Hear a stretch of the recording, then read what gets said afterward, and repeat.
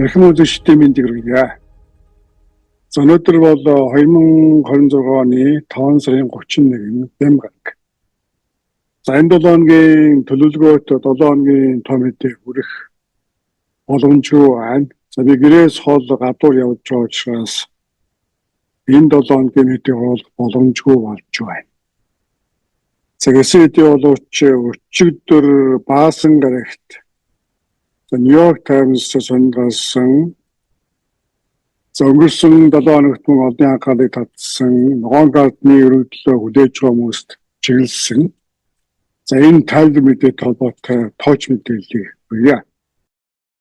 За тооцхон сануулгад бол adjustment of status буюу I-485 өргөдлөөр ногоон гарданд хандсан хүмүүсийг Америкээс гарч өөрийн эх орондоо очиж өргөдлөө үргэлжлүүлнэ гэсэн ийм заавар чиглэлийг бол дотоодын ерөнхий сонгуулийн гаргасан байсан.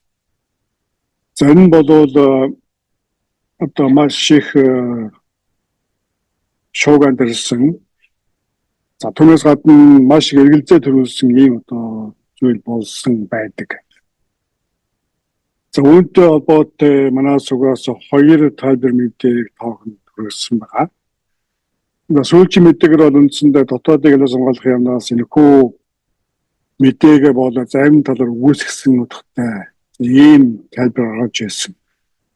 За тухайн үед бол бид бүхэн мэдэж байгаа Трампын засаг бол энэ мэтээр бодож боловсруулаагүй журам гаргаад түүнийгээ сүүлд нь тайлбарлаж залруулдаг. За энэ байдалд энэ удаад бол давтагдж байгаа гэх мэт ойлгомжтой байна.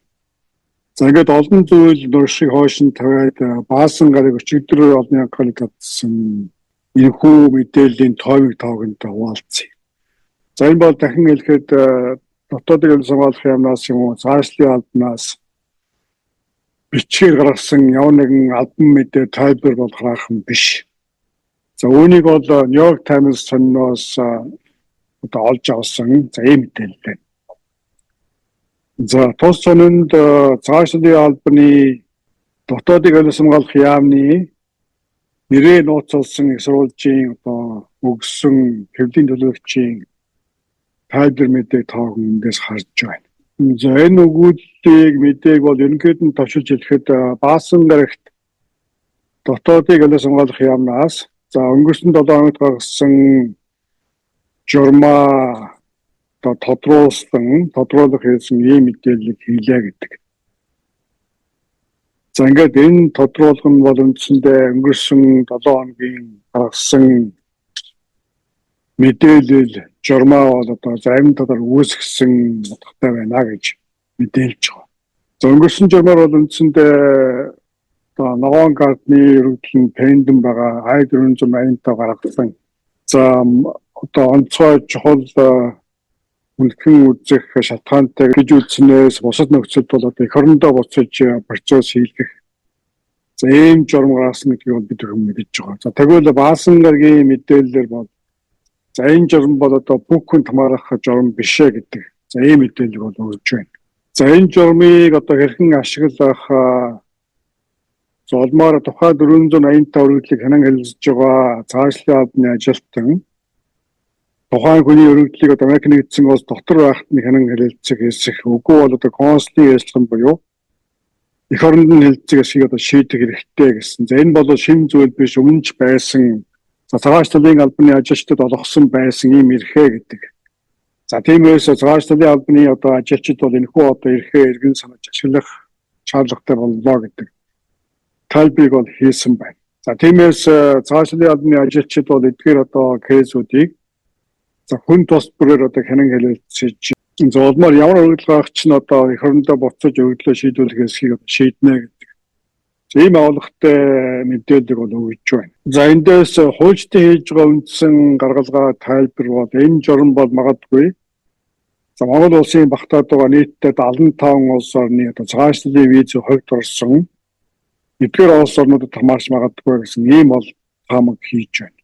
За ийм таамаг хийх болсон шалтгаан бол цаашлын албаны ажилтны ярьсан за энэ зүйлд бол За нэгдүгээрт виз одоо хэтрүүлэн оршин суусан юм уу? За үгүй бол Америкт одоо халамжийн сангаар, төсвийн сангаас олгодог одоо тэтгэмж ихээр авдаг. За ийм одоо түүхтэй орнуудын хүмүүс одоо хамаарч магадгүй гэдэг ийм мэдээлэл бол өгж байна. За тиймээс энэ бол үндсэндээ одоо хэлгийн хувьд адилхан ийм зүйл яригдж байгаа. За өмнө нь одоо манай Монгол улсын багтаад байгаа загварлын одоо виз хоригт бол Америкт одоо халамжийн сангаас тэтгэмж авдаг хүмүүс олонтой ийм одоо үндэстнүүдийг хувьд оруулсан гэж дийлж байгаа. За тэгвэл энэ үндсэндээ үүнтэй төстэй ийм зүйл болж өрнөж байна. За ингээд ерөнхийдөө энэ мэдээллээс дүгнжлэхэд сайн мэдээ бол энэ журам одоо бүх хүнд хамаарахгүй. Цаашлын албаны гаргасан журам бол үндсэндээ наргаа байсан ухаантай юм ярьж байна. За энэ бол бүх хүнд хамаарахгүй, зөвхөн хэн хамаарахыг цаашлын албаны одоо офицерын үзмжээр шийднэ гэдэг. За ингээд хоёрдугаар одоо зүйл бол нэгдүгээр виз хэтрүүлэн оршин суусан. За эсвэл магадгүй одоо цаашлын визийн хоригт ороод байгаа 75 орны нэгдэд хамаарч магадгүй гэдэг. За ийм ерөнхий одоо таамгуудыг бол хуульчид, ажиглагчид бол хийж байна. За хэдийгээр ийм тодруулга хэлсэн амнаасаа ботсон зүйл зарласан боловч за энэ мэдээж одоо олон түмний дунд эргэлзээ төрүүлсэн байдал одоо хэвээрээ үлдэж байна. За энэ журам одоо жохом хэнд хизээ хэрхэн яаж хамаарах гэдэг энэ одоо тодорхой журам бол байхгүй хэвээрээ үлдэж байна. За Нью-Йорк Таймс-ийн мэдээлснээс үзэхэд бол одоо журмыг гаргасан одоо яамны ажилчид нь өөрсдөө хүртэл одоо үүнийхээ учрыг олохгүй одоо гайхаж байсан гэдэг ийм мэдээллийг бол хэлсэн байгаа. За ингээд ямар ч тач өнөөдөр хэдийгээр мэдээ оруулах боломжгүй болсон боловч Нью-Йорк Таймс сонирхол гарч олонний анхаарал татж байгаа мэдээллийг тоогонтой хуваалцлаа. За тиймээс энэхүү мэдээллийг одоо бүхлээр нь унших линкийг мэдээний тоотод оруулж өглөө. За ингээд цаашдаа үүнтэй холбоотой мэдээллийг манаас угаас сагдах мэдээлж байгаа. Өдөр мэдээ анхаарлаа хандуулсан үзэгчдтэй баярлалаа. Дараагийн мэдээгээр удахгүй.